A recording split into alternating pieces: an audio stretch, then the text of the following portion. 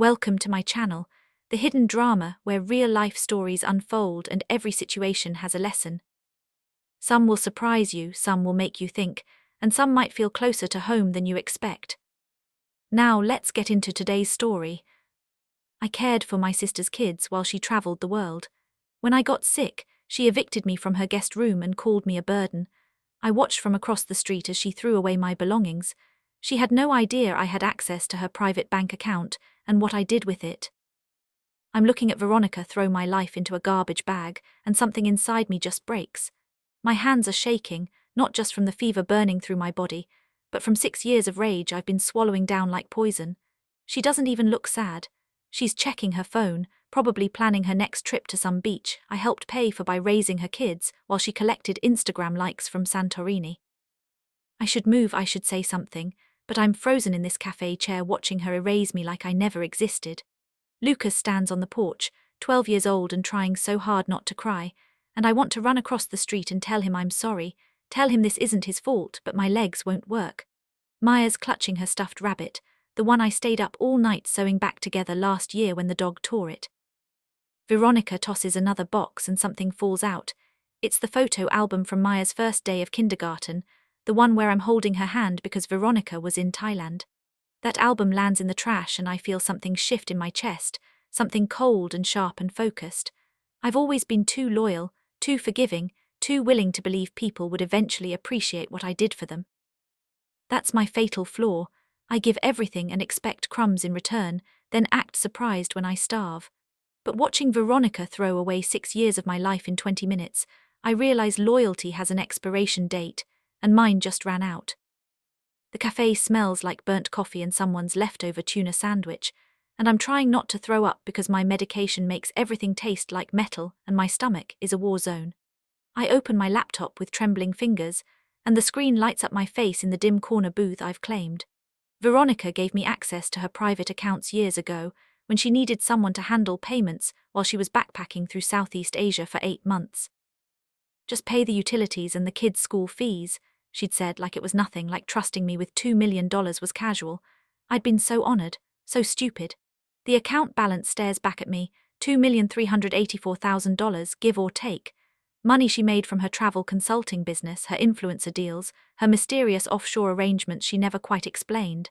Money that paid for first-class flights while I took the bus to Maya's doctor appointments. Money that bought designer luggage while I wore thrift store coats with broken zippers. I should close the laptop. I should be the bigger person. But I've been the bigger person for 6 years, and all it got me was a garbage bag full of memories and nowhere to sleep tonight. My finger hovers over the mouse and I think about what I deserve, what I've earned, what would be fair. Then I think about Maya's face watching her mother throw my things away, and fair doesn't seem like enough anymore. I don't take the money right away because I'm not a thief, not really, or at least that's what I tell myself in the rented room I find 3 days later. It's a basement studio that smells like mildew and has a window that looks directly at a brick wall, and the rent is $800 a month, which is almost funny considering I just watched $2 million on a screen. The hospital bills are piling up. My diagnosis came 4 months ago, right before Veronica decided I was too much trouble, and the insurance that was supposed to cover everything has loopholes big enough to drive a truck through. I'm lying on a mattress that came with the room, staring at water stains on the ceiling that look like continents, and I'm thinking about revenge. Not the hot, explosive kind, the cold kind, the calculated kind. The kind that takes time and planning and a willingness to destroy everything you used to care about. That's my other flaw. When I finally get angry, I don't just get even, I get obsessive. I pulled the same thing in high school when Jenny Martinez spread rumors about me. I documented every lie, built a case, presented it to the principal with charts and timelines like a prosecutor. They called me intense. They weren't wrong.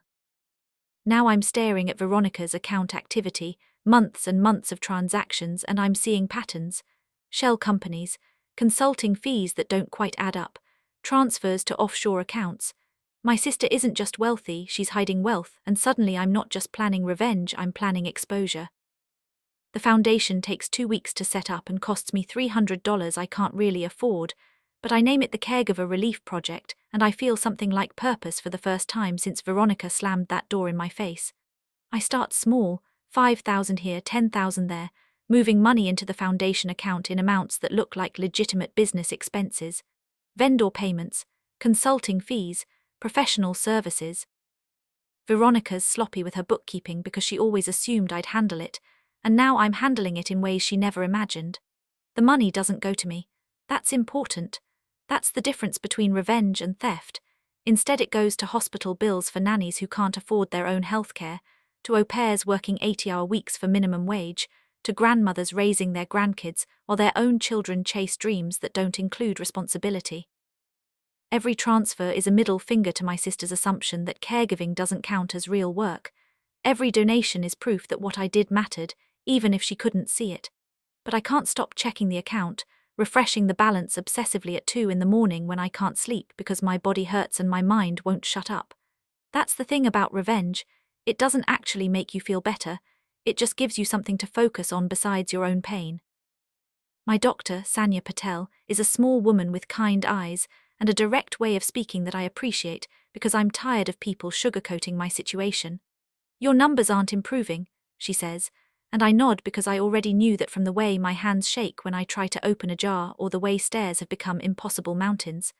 We need to talk about quality of life and what comes next. I should be scared, but mostly I'm just tired, bone-deep exhausted in a way that has nothing to do with the disease eating through me. I'm handling some things, I tell her, and she gives me this look like she knows exactly what kind of things I'm handling. Don't do anything you'll regret, she says. And I almost laugh because regret assumes I'll be around long enough to feel it. But I don't say that because Sanya's trying to help, and I'm not completely heartless, just mostly. I leave her office with new prescriptions and a timeline I don't want to think about, and when I get back to my basement room, there's an email notification on my phone. Veronica's posted a new Instagram story, and I know I shouldn't look, but my self-control has never been my strong suit. The live stream is Veronica at her finest, perfect lighting, perfect makeup, perfect outrage. Someone is stealing from me, she says to her 200,000 followers, and her voice has that wounded quality she uses when she wants sympathy.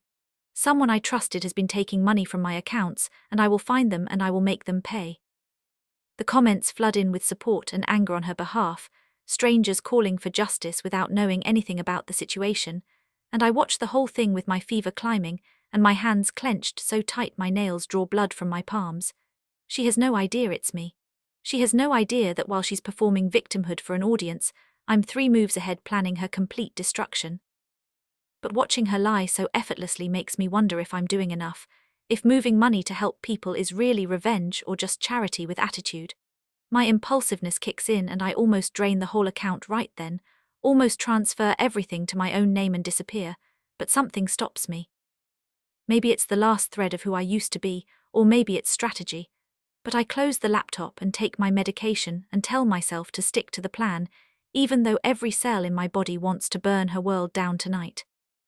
3 months pass and I'm getting worse, but the foundation is thriving, which feels like the universe's idea of a joke. I've moved almost $1 million now, carefully, methodically, each transfer documented and legal, because that's the thing about revenge, it has to be airtight or it doesn't work.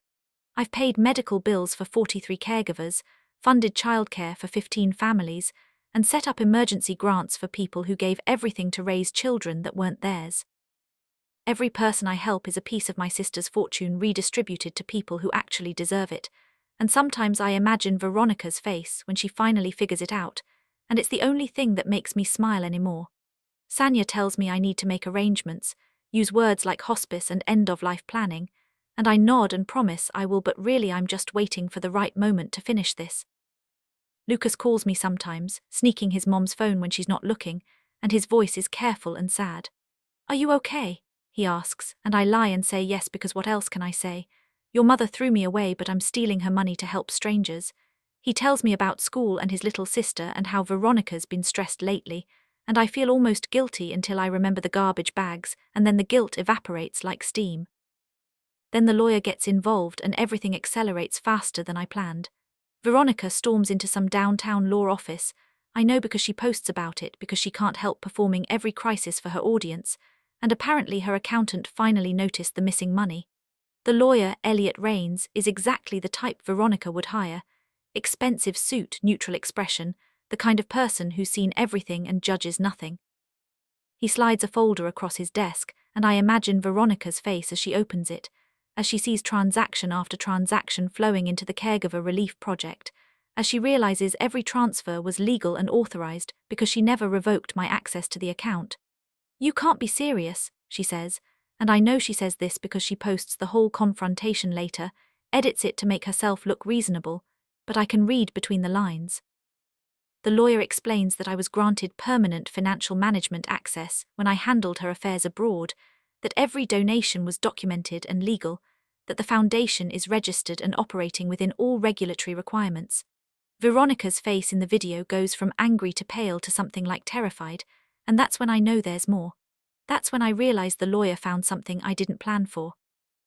The investigation starts within 48 hours, and suddenly Veronica's not just dealing with missing money, she's dealing with federal auditors asking questions about her offshore accounts and her mysterious consulting fees and her shell companies that don't quite add up. I didn't plan this part, I swear I didn't, but by moving money around I apparently triggered automatic fraud detection systems that started looking at everything Veronica had been hiding. Tax evasion, money laundering, financial structures designed to avoid reporting requirements. All the things she thought she was clever enough to hide are suddenly illuminated under governmental microscopes, and I'm watching it unfold from my hospital bed because Sanya finally convinced me to admit myself when I couldn't stand up without help. The room is white and sterile and smells like disinfectant, and there's an IV in my arm pumping fluids and medication that make my thoughts fuzzy, but I'm clear enough to understand that I've done something bigger than I intended. I meant to redistribute her wealth. Instead, I've exposed her crimes. The difference between those two things should bother me more than it does. Veronica arrives at the hospital like a hurricane, all fury and designer clothes and accusation. She doesn't knock, just pushes through the door, and the first words out of her mouth are, "You destroyed me." I'm too tired to sit up, so I just look at her from my pillow and say, "No, I redistributed what you never noticed." And my voice sounds like sandpaper, but I mean every word. She laughs, and it's bitter and sharp, and nothing like the musical laugh she uses in her videos. "You stole my money," she says again, like repetition will make it true, and I shake my head slowly because even that small movement exhausts me. "I moved your money to people who earned it," I correct her. "People like me who raised your children while you collected passport stamps, people who wiped noses and stayed up with nightmares and packed lunches and signed permission slips, people you never saw because you were too busy being fabulous online." "I gave you a place to live," she snaps, and there it is, the transactional thinking that defines her entire existence. "I gave you 6 years," I reply. "I gave you my health because I skipped my own doctor appointments to take Maya to hers. I gave you my future because I put my life on hold to give your kids stability. And when I got sick you threw my things in the trash like I was nothing." My voice is rising despite my weakness, and I can hear the monitor beeping faster. "You want to talk about theft? You stole 6 years from me and gave me a garbage bag in return." She opens her mouth, but Elliot Rains, who apparently followed her in, clears his throat. "Ms. Morner, we should discuss the investigation." Veronica turns on him like he's the enemy now, and I almost feel sorry for the lawyer. "What investigation? This is theft, plain and simple." Elliot adjusts his glasses and his voice is patient, like he's explaining something to a difficult child. "The transfers triggered an automatic audit of your accounts. The authorities are now examining your offshore structures and consulting arrangements." I watch Veronica's face cycle through emotions, confusion, realization, fear, and this is the moment I've been waiting for, even though I didn't know it. This is better than just taking her money. This is consequences. This is accountability. This is the universe finally noticing that Veronica Morno isn't the victim she pretends to be. "This is your fault," she says, pointing at me, and her hand is shaking. "You did this on purpose." Did I? I honestly don't know anymore.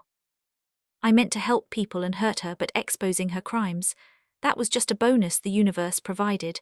I moved money that was legally under my management, I say carefully. What happened after that is between you and the government. "You vindictive," she starts, but I cut her off because I'm tired and dying and done being nice. "I'm vindictive. You threw away 6 years of devotion because taking care of me became inconvenient. You called me a burden on social media. You told your followers I was manipulating you. You erased me like I never mattered, and the only reason you're here now is because your money disappeared, not because you care if I live or die." The words come out harsh and honest, and I see them land like slaps across her face. She actually steps back, bumping into Elliot, and for the first time since she walked in she looks uncertain. "What did you do with the money?" she asks, and her voice is quieter now, almost defeated. "I helped people," I tell her. "People who do what I did, caregivers who get taken for granted, people who sacrifice everything and get nothing back. I helped 43 families pay medical bills, I funded childcare programs, I created emergency grants, I did what you should have done with your wealth, I made it matter." She's staring at me like she doesn't recognize me, and maybe she doesn't. Maybe the Elena she knew was too loyal and forgiving to fight back. Maybe that Elena died somewhere between the garbage bags and the basement room. This Elena is harder, colder, willing to burn bridges I used to think were sacred. "You had no right," Veronica says, "but there's no force behind it anymore." "I had every right," I counter. "You gave it to me when you needed someone to manage your life while you played world traveler.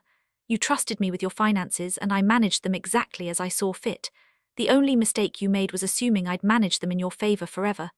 Elliot clears his throat again, and Veronica turns to him with desperate eyes. "Can't we undo this? Can't we reverse the transfers or sue her or something?" The lawyer's face is professionally neutral, but I catch the slight head shake. "The foundation is legally established and the transfers were authorized. As for the investigation," he trails off meaningfully, and Veronica makes a sound like a wounded animal. That's when security arrives, because apparently someone called them, maybe a nurse who heard the yelling, and they're polite but firm about escorting Veronica out. She fights it at first, arguing that she's my sister and has a right to be here, but the hospital staff doesn't care about family drama and I didn't list her as an approved visitor anyway. As they guide her toward the door, she turns back one more time and our eyes meet across the sterile room. "You think you won?" she asks, and I see something in her face I've never seen before, not anger or fear but genuine confusion, like she can't comprehend how this happened, how I transformed from doormat to destroyer. I don't answer her question because winning implies this is a game and it never was. This was survival. This was justice. This was making sure that even if I don't make it through this, my last act matters more than my last 6 years. After she leaves, the room feels bigger and emptier, and I realize I'm shaking again, but this time it's not from fever.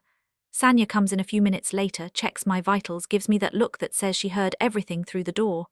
"Feel better?" she asks, and I consider the question seriously. Do I feel better? My body is failing, my sister hates me, I've potentially destroyed her life and exposed crimes I didn't even know existed. But I helped people. I redistributed wealth to those who earned it. I made sure Lucas and Maya would understand someday that what I did for them mattered. "I feel finished," I tell her, and she nods like that makes perfect sense. The news breaks 3 days later, and it's bigger than I imagined. Veronica's arrest makes local headlines.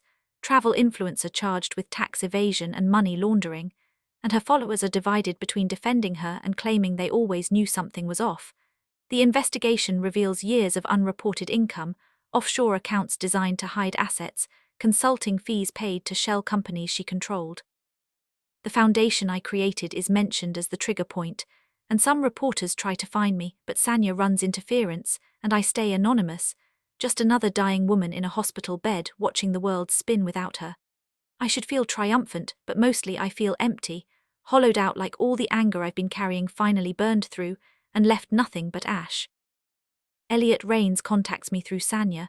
Apparently he can't directly communicate with me due to conflict of interest, and he passes along information about Veronica's legal situation.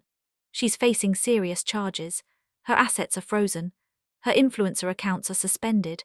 The life she built on carefully curated lies is collapsing, and I'm watching it happen from a hospital bed with an IV in my arm and a prognosis that doesn't include next year.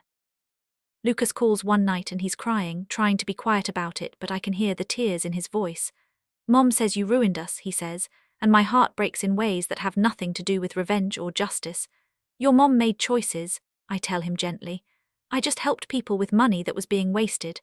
He's quiet for a long time and then asks, "Did you really take care of us because you loved us or because you were planning this?"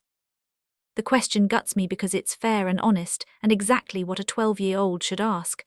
"I took care of you because I loved you," I say firmly. "What happened later, that was between me and your mother. You and Maya were never part of that calculation." I hear him breathe and then he says, "I miss you," and I have to close my eyes against tears that don't stop anymore. "I miss you too, buddy.